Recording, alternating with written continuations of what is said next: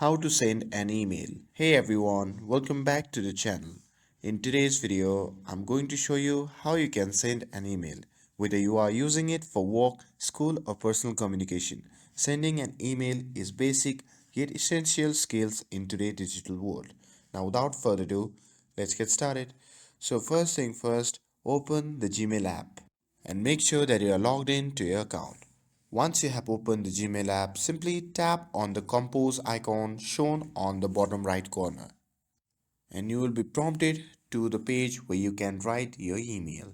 Next, type the recipient email address in the to field. Make sure you have entered it correctly. One typo and your email might go to the wrong person or bounce back to you. After that, add a subject to your email. The subject is short summary of what your email is about. Keep it clear and concise. For example, if you are sending a work update, you might write something like weekly progress report. Now once you have done that, in the body of email, write your message. Start with the greetings like hi or dear.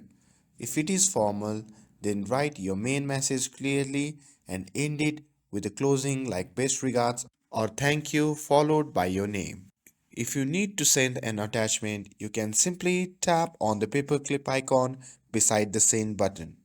Once you tap that, a pop-up menu will appear. From there, you can attach documents from the area where the files are located.